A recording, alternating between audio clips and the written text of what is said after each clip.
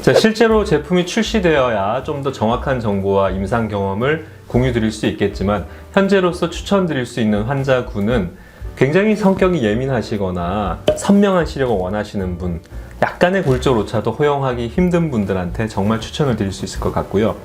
라식이라든지 또 예전에 굴절 수술 이런 것 받으셨던 분들은 도수의 오차가 생길 수가 있거든요. 그런 분들도 굉장히 도움이 될 수 있겠고, 한쪽 눈이 실명돼서 반대쪽 눈 시력이 너무 중요한 분들, 그리고 백내장 재수술을 하는 경우, 예전에 백내장 수술을 하면 반영구적으로 렌즈가 사용이 될 수가 있는데 선모체 소대가 나이가 들면서 또 약해지는 경우는 렌즈가 떨어지는 경우나 기울어지거나 이탈되는 경우가 있을 수 있습니다. 그런 경우는 부득이하게 렌즈를 제거하고 다시 렌즈를 삽입을 해야 되는데, 그럴 때는 넣을 만한 공간이 없어서 선모체 고랑에다가 고정을 해야 되거나 또는 공막 고정술을 해야 되는 경우가 있을 수 있어요. 그런 경우에 도수 오차가 크게 생길 수가 있는데, 그런 부분도 사실은 커버할 수 있는 렌즈의 디자인입니다.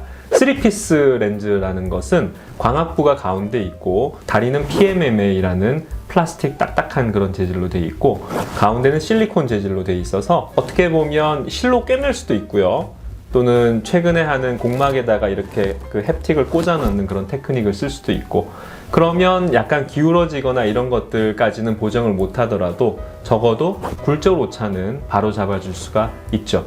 그래서 다양한 경우를 한번 적용해 볼 수 있을 것 같다는 생각이 듭니다. 단초점 플러스에 가깝다고 얘기를 하는데요, 렌즈 도수를 조정함으로써 초점 심도가 깊어지는 그런 효과도 생깁니다. 스페리컬 에버레이션, 구면 수차를 느리면서 또 초점 심도를 깊게 알 수 있는 그런 조정도 가능하기 때문인데요. 그래서 모노비전을 좀 쓰죠. 어느 정도 초점 심도가 있더라도 주시안을 멀리, 비주시안을 좀 가까이에 두고 이걸 조절을 해서 크게 불편하지 않은 적절한 최적의 포지션을 찾아내서 수술을 하고 있는데, 향후에는 지금 기술이 빛을 적절하게 쪼이면 렌즈 표면에 글씨를 쓸 수도 있어요. 그렇게까지 정교하게 변형을 할 수 있기 때문에 이 컨트롤을 정확하게 할 수 있다면은 좀 더 정확한 시력 구현이 가능하다고 생각이 되고, 구독과 좋아요, 알림 설정 부탁드리겠습니다. 최근에는 미국에서는 LDL 플러스라는 제품이 나와서 널리 쓰이고 있습니다. 좀 더 대세 제품으로 자리 잡았죠. LDL 플러스는 마치 BBT나 퓨어시 같은 근거리가 좀 더 좋은 연속 초점 렌즈라고 생각을 하시면 좋을 것 같습니다. 2026년 정도에 도입이 될 것이라고 예측을 하고 있습니다. 발전 가능성이 무궁무진하다고 생각이 되거든요. 구면 수차 외에도 고위 수차도 교정할 수 있지 않을까 하는 기대를 저는 좀 해보고요. 또 렌즈 플랫폼도 기본적으로 단초점이나 연속 초점이 아니라 회절형 굴절 링을 가진 그런 렌즈도 만약에 출시가 될 수 있다면 다양한 거리를 다 볼 수 있으면서도 빛의 번짐을 최소화하는 그런 최적점을 찾아낼 수 있지 않을까 저는 기대를 하고 있습니다. 특히나 회절형 렌즈들은 굉장히 예민하기 때문에 이 굴절 오차가 조금이라도 생기면 성능이 급감하게 되거든요. 이게 정말로 딱 잘 맞았을 때는 정말로 아주 굉장한 만족도를 보장하는 렌즈이기 때문에 이 회절형 렌즈를 만약에 LDL 시스템에 적용할 수 있다면 굉장히 만족스럽지 않을까 저는 또 생각을 합니다. 믹스앤매치라는 것도 고려해 볼 수 있을 것이고요. 자, 앞으로 발전 가능성이 무궁무진하지 않을까 저는 큰 기대를 걸고 있습니다. 제가 생각하는 한계점은 아직까지는 단초점 플랫폼 그리고 연속초점 플랫폼밖에 없다는 사실인데요. 그래서 모든 풀 레인지 오브 비전을 한쪽 눈의 렌즈만으로는 가져오기 힘드니까 약간의 모노비전 형태를 취하고 있는 것이 아닌가 생각을 합니다.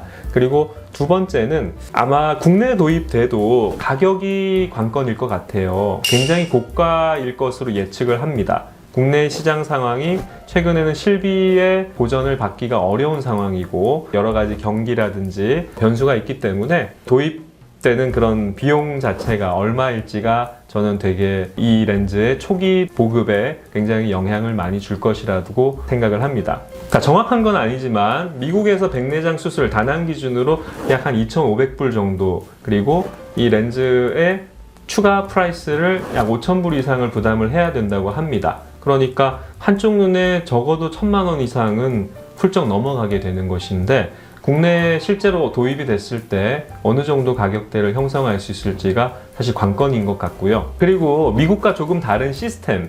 미국은 환자를 그렇게 많이 보지 않죠. 환자 클리닉에서 뭐 보통 하루에 20명, 30명 정도 진료를 보는 경우가 많은데 우리나라는 뭐 100명도 보고 하지 않습니까? 수술을 하고 환자와 계속 이렇게 대화를 해가면서 맞춤 제작을 하고 찾아가는 그런 과정이 필요한데 여러 번 방문을 해야 되고 대화를 나눠야 되기 때문에 국내에서 좀 이런 빠른 시스템에 좀 적응을 할 때 또 국내화된 그런 전략이 또 필요하지 않을까 생각도 들고요. 액티브 쉴드가 있긴 하지만 여전히 맨눈으로 자외선을 보기엔 좀 부담스럽죠. 락킹이라는 그런 완전히 마무리하는 과정을 거치기 전까지는요. 한동안은 이 자외선 차단을 해줘야 되는 것이 마치 라섹을 하고 난 뒤에 3개월에서 5개월 정도 선글라스를 쓰거나 자외선 차단 안경을 써야 되는 것과 같은 원리인 거죠.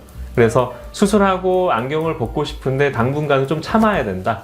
조금 성격이 급하신 분들은 힘들 수 있지 않을까. 하지만 내가 그런 인내 과정과 또 비용을 어느 정도 많이 투자하더라도 나는 정말 눈 시력이 너무 중요하고 난 예민하기 때문에 아주 정확하고 클리어한 상을 보고 싶다. 그러신 분들은 정말로 좋은 솔루션이 될 수 있지 않을까 저는 큰 기대를 하고 있습니다.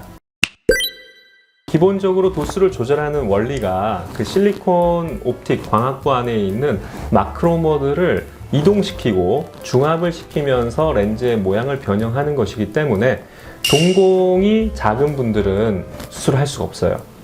산동을 했을 때 적어도 광학부가 다 비춰지는 5mm 이상, 적어도 6mm 정도까지 커질 수 있는 분들에게 한해서 시술이 가능합니다. 동공이 작거나 잘 안 커지는 분들, 당뇨가 있으시거나 전립선 약을 오래 복용하신 분들 중에서는 시술이 어려운 경우도 있을 수 있습니다. 왜냐하면 광학부가 다 확보가 되어야지 안쪽에 있는 그런 마크로 모델의 입자 분포를 변형을 해야 되는데 렌즈 전역에 있는 분포를 변형을 해서 제대로 구현을 할 수 있기 때문에 렌즈 일부만 조일 수 있다면 그 변형이 정확하지 않을 수가 있는 것이죠. 이 도수 변화를 무한정할 수 있는 게 아니라 3번 할 수 있다고 말씀드렸는데 범위가 정해져 있어요. 보통 한 번에 2디옵터 정도, 근시, 난시, 원시 합쳐서 한 번에 한 2디옵터 정도를 변형할 수가 있고 3번까지 하는데 총량이 약 4디옵터 정도까지 할 수가 있습니다. 근데 보통은 렌즈를 계산해서 넣게 되면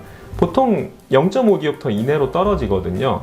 차이가 나도 1디옵터라고 생각되는데 그 범위 안에서는 충분히 교정을 할 수가 있는데 예를 들면 처음에는 멀리 잘 보이게 했다가 가까이 잘 보이게 했다가 불편해서 또 멀리 잘 보이게 했다가 가까이 보이게 했다가 이거 여러 번 반복할 수는 없는 거예요. 그래서 신중하게 도수 결정을 해야겠고 뒤로 갈수록 뭔가 변형하는 그 범위가 좀 좁아질 수 있기 때문에 보통 한두 번 내에 끝낼 수 있으면 제일 좋겠죠. 렌즈의 변형을 이루어내는 그 장비도 옛날에는 굉장히 컸는데 굉장히 컴팩트해졌다고 합니다.